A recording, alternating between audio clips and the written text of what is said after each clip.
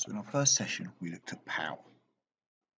This looked at picking an idea, organising the notes, and then writing and saying something about it. So this was part of our planning skills.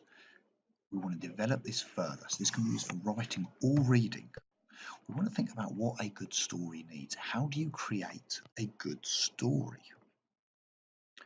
So with this idea, we pick those ideas, we organise the notes, then we write and say more. As part of SRSD, we have these 3 W's to start with. We looked at these as part of our key reading skills, part of summarising. These stand for who, when, and where. So who's the main character?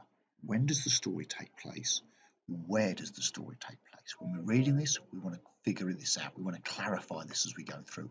When we're writing, we want to explain this to the reader, hopefully in a subtle manner.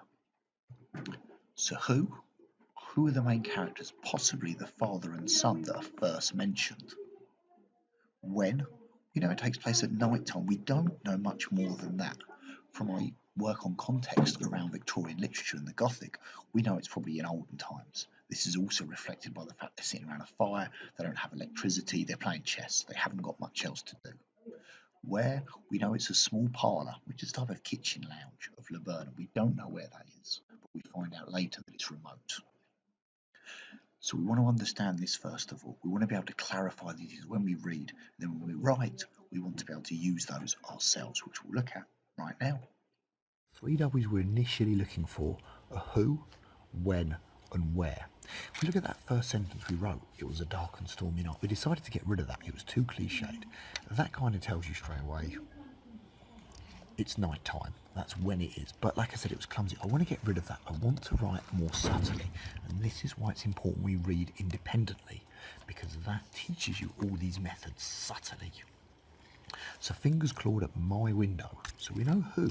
It's first person, isn't it? We don't know much about this person, but we know it's from their perspective. The boughs of the tree creaked and groaned as the wind whipped through it. So has this told us anything else? I don't think so yet. It's setting the scene, but not much else. We know it's probably indoors because, well, maybe not actually, because we're by a tree, we could be outside. So now, calmly sitting on my bed, the television lit my face with its phosphorant glow.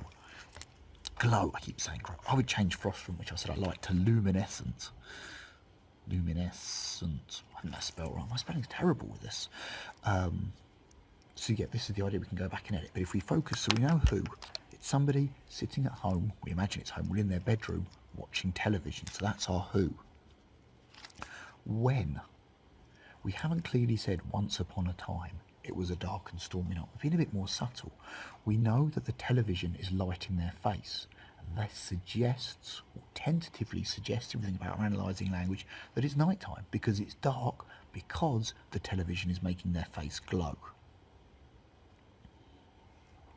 So we know it's in the bedroom, so that's our where, because it says they're in bed.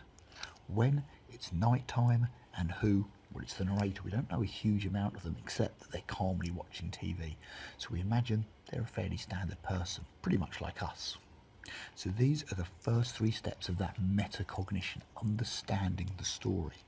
You want to think how you're going to present those details in your story, as well as being able to pick them out of stories you're reading.